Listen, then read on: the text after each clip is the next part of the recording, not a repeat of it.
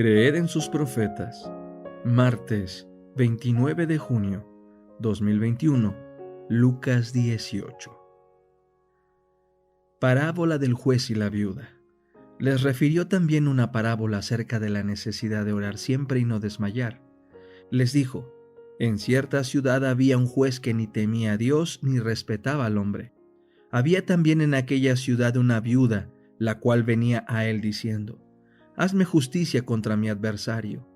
Él no quiso por algún tiempo, pero después se dijo a sí mismo: aunque ni temo a Dios ni respeto al hombre, le haré justicia a esta viuda, porque no me deja de molestar, para que no venga continuamente a cansarme. Entonces dijo el Señor: oigan lo que dice el juez injusto. ¿Y Dios no hará justicia a sus escogidos que claman a Él de día y de noche? ¿Les hará esperar? Les digo que los defenderá pronto. Sin embargo, cuando venga el Hijo del Hombre, ¿hallará fe en la tierra? Parábola del fariseo y el publicano. Dijo también esta parábola a unos que confiaban en sí mismos, como eran justos y menospreciaban a los demás. Dos hombres subieron al templo a orar. Uno era fariseo y el otro publicano. El fariseo de pie oraba consigo mismo de esta manera: Dios, te doy gracias que no soy como los demás hombres, ladrones, injustos, adúlteros, ni aun como este publicano. Ayuno 2 veces a la semana, doy diezmos de todo lo que poseo. Pero el publicano, de pie a cierta distancia, no quería ni alzar los ojos al cielo, sino que se golpeaba el pecho diciendo: Dios, sé propicio a mí, que soy pecador. Les digo que éste descendió a casa justificado en lugar del primero. Porque cualquiera que se enaltece será humillado, y el que se humilla será enaltecido. Jesús bendice a los niños. También le presentaban los niños pequeños para que los tocara, y los discípulos, al ver esto, les reprendían. Pero Jesús los llamó diciendo: dejen a los niños venir a mí, y no les impidan, porque de los tales es el reino de Dios. De cierto les digo que cualquiera que no reciba el reino de Dios como un niño, jamás entrará en él. Jesús y el joven rico. Le preguntó cierto hombre principal diciendo: Maestro bueno, ¿qué haré para obtener la vida eterna? Y Jesús le dijo: ¿por qué me llamas bueno? Ninguno es bueno sino solo uno, Dios. Tú conoces los mandamientos: no cometas adulterio, no cometas homicidio, no robes, no digas falso testimonio, honra a tu padre y a tu madre. Entonces él le dijo: todo esto lo he guardado desde mi juventud. Jesús, al oírlo, le dijo: aún te falta una cosa. Vende todo lo que tienes y repártelo a los pobres, y tendrás tesoro en el cielo, y ven y sígueme. Entonces él, al oír estas cosas, se entristeció mucho porque era muy rico. El peligro de las riquezas.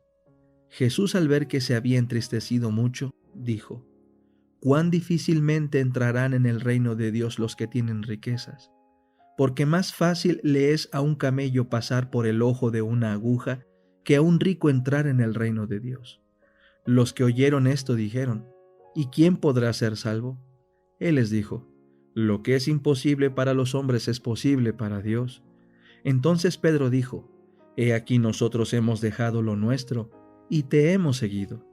Y él les dijo: de cierto les digo que no hay nadie que haya dejado casa, mujer, hermanos, padres o hijos por causa del reino de Dios, que no haya de recibir muchísimo más en este tiempo, y en la edad venidera la vida eterna.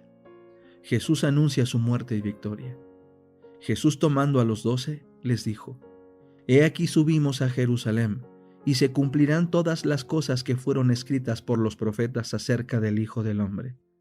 Porque será entregado a los gentiles, y será escarnecido, injuriado y escupido.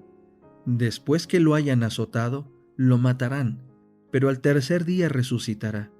Sin embargo, ellos no entendían nada de esto. Esta palabra les estaba encubierta y no entendían lo que les decía. Jesús sana a un ciego en Jericó. Aconteció, al acercarse Jesús a Jericó, que un ciego estaba sentado junto al camino mendigando. Este, como oyó pasar a la multitud, preguntó qué era aquello, y le dijeron que pasaba Jesús de Nazaret. Entonces él gritó diciendo: Jesús, hijo de David, ten misericordia de mí.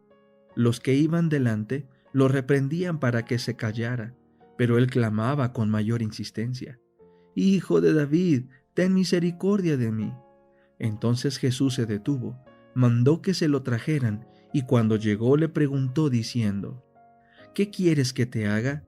Y él dijo: Señor, que yo recobre la vista. Jesús le dijo: Recobra la vista, tu fe te ha salvado. Inmediatamente recobró la vista, y lo seguía glorificando a Dios. Y todo el pueblo, al ver esto, dio alabanzas a Dios. La oración, capítulo 13. Hombres y mujeres de oración. La contestación fue: Mi rostro irá contigo y te haré descansar. Pero Moisés no estaba satisfecho todavía. Pesaba sobre su alma el conocimiento de los terribles resultados que se producirían si Dios dejara a Israel librado al endurecimiento y la impenitencia.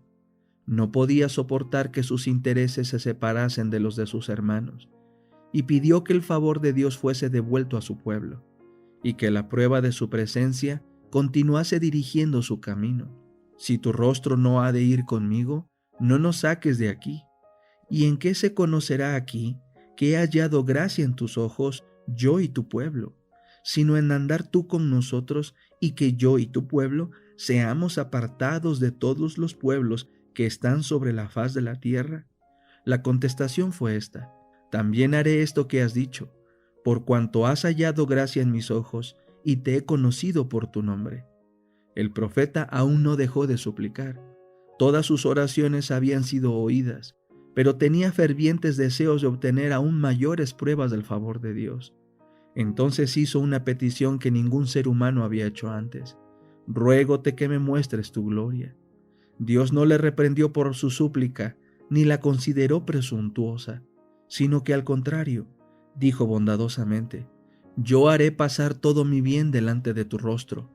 Ningún hombre puede, en su naturaleza mortal, contemplar descubierta la gloria de Dios y vivir.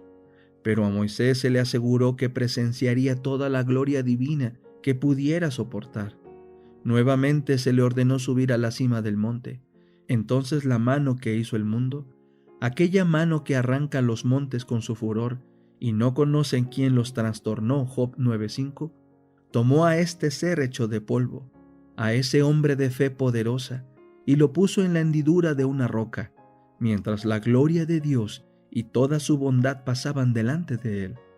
Esta experiencia y sobre todo la promesa de que la divina presencia le ayudaría, fueron para Moisés una garantía de éxito para la obra que tenía delante, y la consideró como de mucho valor que toda la sabiduría de Egipto, o que todas sus proezas como estadista o jefe militar. No hay poder terrenal, ni habilidad ni ilustración que pueda sustituir la presencia permanente de Dios. Debido al estrés, la oración de Moisés se volvió casi una queja. El corazón de Moisés desfalleció. Había suplicado que Israel no fuese destruido, aun cuando esa destrucción habría permitido que su propia posteridad se convirtiese en una gran nación. En su amor por los hijos de Israel, había pedido que su propio nombre fuese borrado del libro de la vida antes de que se los dejara perecer. Lo había arriesgado todo por ellos, y esta era su respuesta. Le achacaban todas las tribulaciones que pasaban, aún los sufrimientos imaginarios, y sus murmuraciones inicuas hacían doblemente pesada la carga de cuidado y responsabilidad bajo la cual vacilaba. En su angustia llegó hasta sentirse tentado a desconfiar de Dios. Su oración fue casi una queja: ¿Por qué has hecho mal a tu siervo? ¿Y por qué no he hallado gracia en tus ojos que has puesto la carga de todo este pueblo sobre mí? ¿De dónde tengo yo carne para dar a todo este pueblo? Porque lloran a mí, diciendo: Danos carne que comamos. No puedo yo solo soportar a todo este pueblo, que me es pesado en demasía. El Señor oyó su oración, y le ordenó convocar a 70 hombres de entre los ancianos de Israel, hombres no solo entrados en años, sino que poseyeran dignidad, sano juicio y experiencia. Y tráelos, dijo, a la puerta del tabernáculo del testimonio, y esperen allí contigo, y yo descenderé y hablaré allí contigo, y tomaré del espíritu que está en ti, y pondré en ellos, y llevarán contigo la carga del pueblo, y no la llevarás tú solo. Moisés ruega misericordia para Israel. Moisés se levantó entonces y entró en el tabernáculo. El Señor le declaró acerca del pueblo: yo le heriré de mortandad, y lo destruiré, y a ti te pondré sobre gente grande y más fuerte que ellos. Pero nuevamente Moisés intercedió por su pueblo. No podía consentir en que fuese destruido, y que él en cambio se convirtiese en una nación más poderosa. Apelando a la misericordia de Dios, dijo: ahora pues yo te ruego que sea magnificada la fortaleza del Señor, como lo hablaste diciendo: Jehová tardo de ira y grande en misericordia, que perdona la iniquidad y la rebelión. Perdona ahora la iniquidad de este pueblo según la grandeza de tu misericordia, y como has perdonado a este pueblo desde Egipto hasta aquí. El Señor prometió no destruir inmediatamente a los israelitas, pero a causa de la incredulidad y cobardía de ellos, no podía manifestar su poder para subyugar a sus enemigos. Por consiguiente, en su misericordia les ordenó que como única conducta segura regresaran al Mar Rojo. Mientras el pueblo miraba a aquel anciano, que tan pronto les sería quitado, recordó con nuevo y profundo aprecio su ternura paternal, sus sabios consejos y sus labores incansables. Cuán a menudo, cuando sus pecados habían merecido los justos castigos de Dios, las oraciones de Moisés habían prevalecido para salvarlos. La tristeza que sentían era intensificada por el remordimiento. Recordaban con amargura que su propia iniquidad había inducido a Moisés al pecado por el cual tenía que morir. La última oración de Moisés contestada en el monte de la transfiguración. Nunca, hasta que se ejemplificaron en el sacrificio de Cristo, se manifestaron la justicia y el amor de Dios más señaladamente que en sus relaciones con Moisés. Dios le vedó la entrada a Canaán para enseñar una lección que nunca debía olvidarse, a saber, que Él exige una obediencia estricta y que los hombres deben cuidar de no atribuirse la gloria que pertenece a su Creador. No podía conceder a Moisés lo que pidiera al rogar que le dejara participar en la herencia de Israel, pero no olvidó ni abandonó a su siervo. El Dios del cielo comprendía los sufrimientos que Moisés había soportado. Había observado todos los actos de su fiel servicio a través de los largos años de conflicto y prueba. En la cumbre de Pisga, Dios llamó a Moisés a una herencia infinitamente más gloriosa que la Canaán terrenal.